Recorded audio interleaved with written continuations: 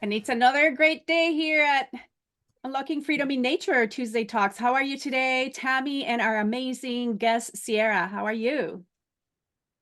I'm Welcome, fantastic. everyone. And we want to welcome our guest, Cierra, who we are honored to have today. Another great guest. I mean, we are so blessed to have great guests here.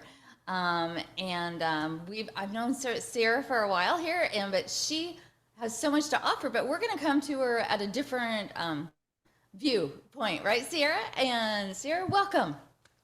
Thank you so much. I'm so excited to be here and talk about something that's not just marketing all the time. It's like literally people bring me in all the time for the very similar, same message, and it's super easy for me to riff on, but I'm so excited to talk about nature and art. It's been a huge part of my background. As you can obviously see, I treat myself like a artist canvas.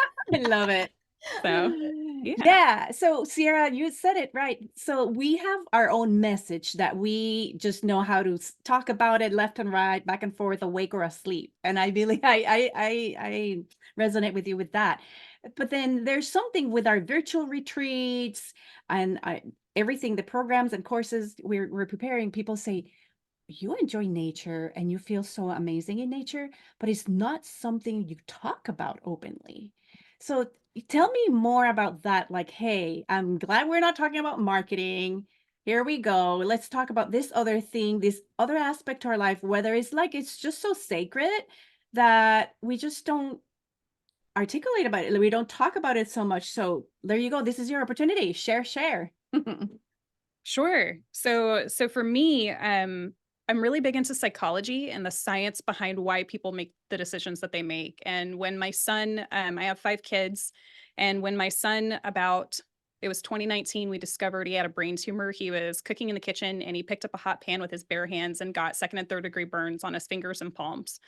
And that led us to go to the hospital, figure out how that happened, like what in the world. It ended up he was having what's called a focal seizure. It is very different. It's not like the ones where the people are shaking. He like just does normal things, looks like he's doing normal things, except mentally he's spaced out. He's not actually there. And so that's what ended up happening. We found out within a week that it was caused by a brain tumor, and our whole world was just like flipped upside down. And it was during that process that he ended up having brain surgery. He ended up having 4 skin graft surgeries, so 5 surgeries within a year. Super crazy. We went through all kinds of ups and downs. There were also other things that were happening with my other kids, like just a crazy year for us. And this was the year before COVID. So we ended up having a crazy year before that. What was interesting though is that I started looking into the science behind stuff. I started understanding more about how the brain works, how our bodies interact with the world around us, and how we emit an energy all the time. It's why sometimes and this is really gross, but sometimes people will have BO and they're super stressed. They will smell really, really awful because their body is having a physical reaction to the stress. But even before the smell happens, their body is already emitting that energy. And what's interesting is that animals pick up on that. So you'll notice like cats or dogs, when somebody is sick, the animals will notice the shift in the energy field around us before we do. And that's all science. And there's something that happens to a lot of us entrepreneurs who are stuck inside of our offices. Like we're all indoors right now. My microphone is not alive. Maybe it has bacteria on it. I don't know. I might have touched it with dirty hands. But my desk is not alive. My computer is not alive. The lights in here are emitting a sound, but they're not actually alive. So the energy that's flowing through them is a type of energy, but it's not the same as what we get in nature. And so I don't care how many tanning beds people go to, it's not going to have the same effect as getting out in the sunshine and your body being able to produce its own vitamin D because of sunshine. The crazy people who are like, getting in the sun is bad for you. No. Who thought that? Who Oh thought my that? What goodness. what happens when you put a plant without sunshine? Mhm. Completely dies. Why would we think we're any different? And so I think it is imperative that we not spend all of our time indoors. And more so than just like walking to your vehicle and back. Like Exactly. actually getting around all of these living things. It's like you feel like the dirt is not alive, but there's so much like the dirt has its own microbiome, just like our gut does. And so getting out into nature is just so important to put yourself around those living things because it shifts your physical energy when you are surrounded by living things. Yeah, that's awesome. So now you said you live down in Tennessee, I correct? do. I do. Just south of Nashville. We live in Franklin. Very friendly or family friendly.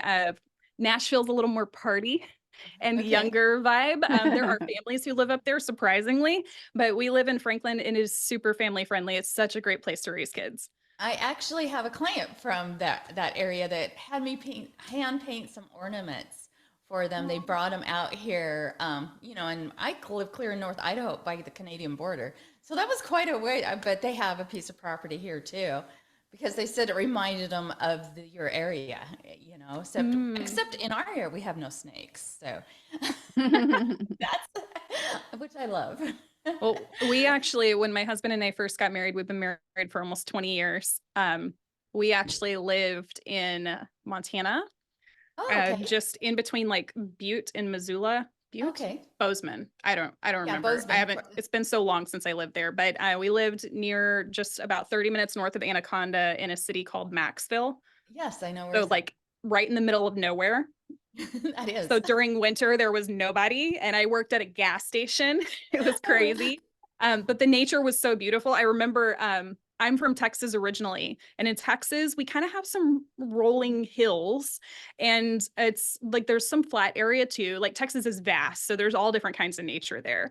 Um, More on the like what we call trash trees versus hardwood trees. So the ones that aren't good for burning and they're not really good for crafting anything. They're they're great for being in nature. Um, so Texas, we have this certain terrain. Then we go up north, and we're starting to drive through. We drive through. I think we went through Kansas. We went through Colorado, and I was like, "Babe, this is so pretty. Look at all the rocks." But we kind of stayed on the outskirts of Colorado and started heading north. And we get into Wyoming, and I'm yeah. sitting there, and there's these crazy rolling hills that I've never seen before, except to me. I've never seen mountains in person. So I Oh, was you like, had? babe, look at the mountains. They're so big. They're everywhere. And he's just laughing at me because they're not mountains, they're hills, but I just didn't even know. I didn't even know because I'd never seen it in person. And so by the time we drive into Montana and we actually see real mountains, I'm like, whoa. And then we get like further to the west side, which is closer to your like kind of what you Right. have. Up. And I'm like, babe, the mountains are covered in Christmas trees. It's so magical. And my husband at the time hated Christmas. So it was really great. It was perfect. Oh, well, yeah, because you were close to Glacier National Park and stuff there in Montana, which is, I was telling Lori, she has to come up. You'll have to come up too, because I'm like, we should do a rafting trip as one of our adventures, because Glacier has wonderful rafting trips.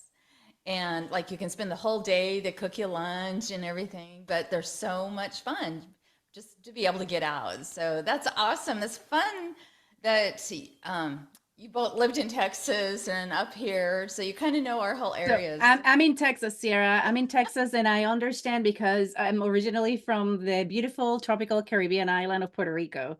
Super Aw. green. And here I am in Texas, so dry. And then Yeah, during the summer, everything's dead. and then places called Plano because literally they're so flat, and Yeah. Plano means like flat in Spanish. And anyway, so this is something, so I see your passion, and I see how this part that's, I don't want to say suppress. I just want to say it's not like this public, right? Because then you have a specialty in marketing and all that. Oh, I So do. I do post it publicly as often as I can get oh, out to it, but I great. just don't get out to it as much. So Working on that. We're working on that.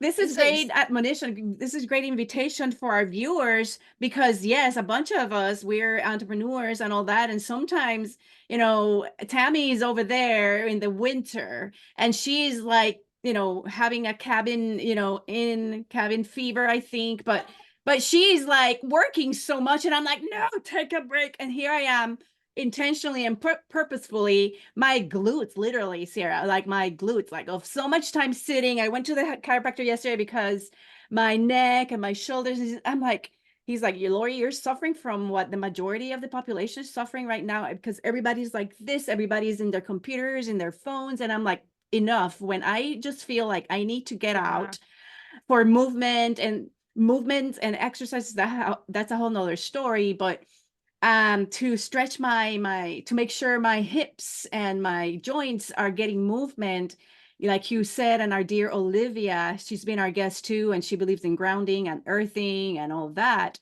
It is so crucial for us as entrepreneurs. What is it that happens to you when you say that too? Like when you say, stop, I'm gonna stop and I'm just gonna breathe fresh air. What is the effect that you immediately feel, or how can you share, express that, the importance of it with our audience? So I went through a time where I had chemical depression, where chemical depression caused by low vitamin D levels. And it's just essentially like when it's cold, like my body just does not like the cold. I'm Mhm. freezing. Like so I actually keep a space heater in my office while the rest of my family doesn't freeze, but if I walk out there I freeze. And and I'm naturally am colder most of the time. And so when it's really cold outside, I don't go outside as much, just because it's really uncomfortable for me. And so I went through this time of chemical depression. And for me, I would just find myself sometimes I just needed to get out of the box that I live in and go sit outside. And I would literally go sit outside in the grass and start pulling weeds. And it was like it didn't like make me feel better when I had depression necessarily, but I stopped feeling worse.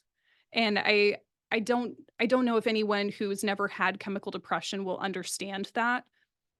But for me, it just like I just didn't feel worse. And for a moment, I could just be.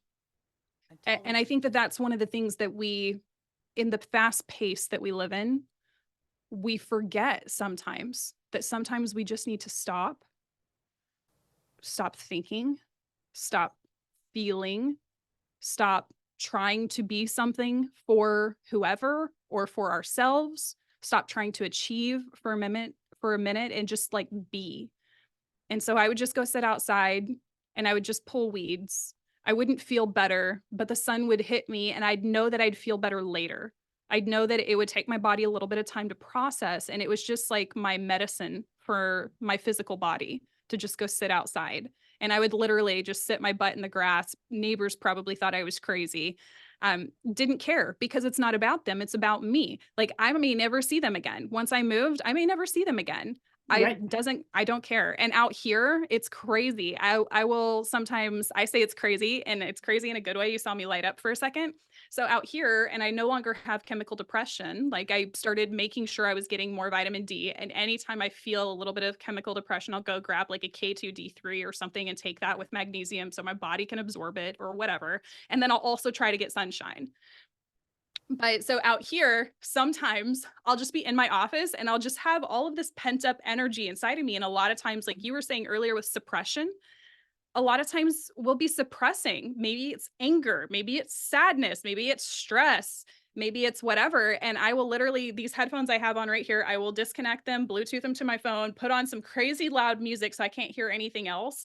And I will go out in my front yard, jump off the porch to a little spot where normally people don't see me, but they might. And I will just like dance like a fool in the grass barefoot so that I can just connect and feel and do something that like energizes me in a different way. I loved Tony Robbins years ago. I heard him say that it's like if you don't like the way that you're feeling in the moment, you don't like the way that your physical body is, all you have to do is change your physical state and it'll shift your emotional state. And so I've learned now and patterned myself to do that. Anytime I feel uncomfortable, I don't like what's happening, I change my physical state and it helps. exactly. And I actually can relate totally with sunshine. There's just something about it. I mean, I usually work in my studio here, and I open the doors. And actually, this morning, between another meeting and this, I went outside and onto back porch and just stood there so the fresh air can hit. But when I see the sunshine, it's like, oh, thank you, God.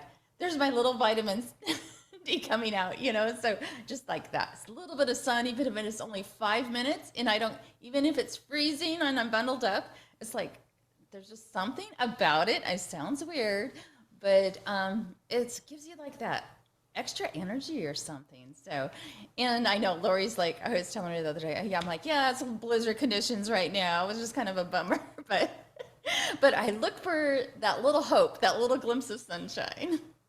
That's wonderful. I was just gonna share that everybody's like, yes, you have to stop, you have to get out, you have to dance, etc.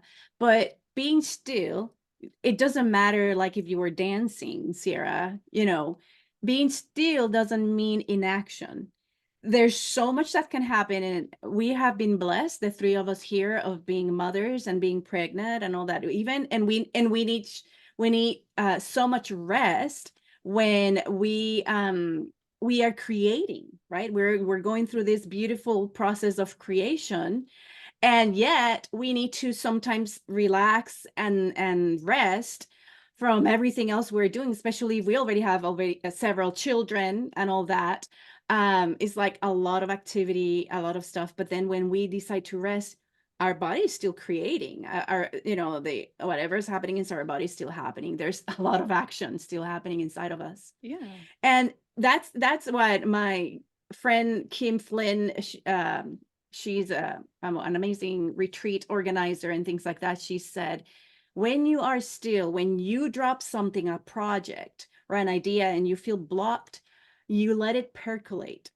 You let it percolate. And in a walk or in nature or dancing or whatever, the solution, the answer, whatever it is, may come even easier, because sometimes it's just better to just get away from whatever, so that your mind is not so obsessed with it, so that you can enjoy the effects of nature. Like you said, barefoot, that's grounding, and there's scientific proof of how that helps us, etc. There's scientific proof for tree hugging. Oh, there you go. Exactly. Absolutely. I haven't tried that yet. I'm good at grounding, but I haven't tried that one. I take when I take my kids on walks, we walk by trees and I talk to them about how old the trees are compared to us, and how long they've been around, and the type of energy that they possess, and how deep their roots go, and that when we touch that, we're literally absorbing and giving that energy. And so I have them touch trees. I was like, here, come feel this one. Here, come feel this one. Here, come feel this one. And it becomes a game, and it's fun. That's awesome. And like I always, when I'm teaching art lessons, one of the very first things I do when I have my students out here is I make them go on a walk around our property, which is parked out, but it's because I want them to see and touch and smell like the different trees. And so there's just so much more to it. So I have a question here, kind of going back to what you were first telling us. Because you went through a horrific time with your son, I mean, I've been on the side of having the tumor, so I know what your son kind of went through, because I still have my tumors. But being a parent, that would be heart-wrenching. And so what was one of the things that helped you with the stress and dealing with all of that? I mean, I'm so thankful he's okay now, so. So when I share and convey the story of that, what I typically tell people is that, like, I have to back up into the story a little bit. So when it first happened and he burned his fingers and palms, because of the brain tumor, he already could not go outside and run around. He was very athletic, had lots of friends. He was very outgoing. And he would go play sports with them all the time. He would ride bikes all the time. He would be on scooters. He would he's the one of my children that picked up a bike when he was little and just started riding it. Like, nobody had to teach him. He just picked it up and started riding it. So for him, that was very much a part of who he was. And at the time that all of that happened, he couldn't do any of that anymore. Not only that, but because of his hands, he couldn't play on the computer. So he was no longer playing computer games with his friends, which at the time we only did electronics 1 to 2 hours a day. We changed that during this time. You'll understand why in a second, but he couldn't do the computer. He couldn't hold a book. He couldn't draw. He couldn't write. He couldn't feed himself. Somebody had to feed him. He couldn't even hold a remote to watch TV. And he basically just had to sit there all day doing nothing. And so for this 11-year-old young man, it was very demoralizing. Not only that, but he couldn't go to the bathroom on his own. And because his dad worked all the time, I had to take him to the bathroom. And then his dad actually had to help him with showers. And so, and I can't even tell you how many times he had seizures while he was sitting down to go to the bathroom. And I literally had to stop his body from trying to stand back up and go somewhere else. And so, I mean, it was very difficult for all of us. But there was this one time that I walked into his room and, son, if you ever see this, I love you very, very much. And I think your story is really powerful. And that's why I share it. I walked into his room and I saw him with a sheet and he was literally wrapping it around his neck. And it's very hard, even to this day, to remember that. But there was this moment where it hit me that I couldn't let my son die. And so I decided that day to become like the Tony Robbins of my household. So I would go into my closet and cry, and I would keep my emotions there, and I would come back out. And for damn sure, I was bringing that positivity. I was bringing that positive future energy of vision and visualization and everything that was going to happen in the future. I used to pull out my phone and I would take pictures, and he'd be like, "Mom, I don't want pictures of this." And I'd be like, "No, you're going to need this. Someday you're going to thank me because you're going to be speaking on stages and telling your story." And I wasn't actually sure if he would survive or not, but I would never speak that out loud. No. I never allowed myself to step into that. And so again, like for me, what helped me is I would go into my closet and cry, and I gave myself the freedom to express those emotions and those feelings. And again, that was part of that chemical depression time when I would just, some days I would go sit outside in the grass and just pull weeds, and pulling weeds was very therapeutic for me. Well, it is. He is so blessed to have you as a mom. And and those that are around people that and stuff, being positive is what they need. Because if you came across negative, it would be a totally different story. Or if you were yelling at him, making up excuses or whatever. But your positivity and pulling weeds is very therapeutic. I mean, I do it. And so I totally get it. Just going outside, sitting, pulling, because it gets your mind off of stuff, or it's a time that you can reflect and think. And sometimes those are tears of like almost like a chemical release, to where it helps you to feel better.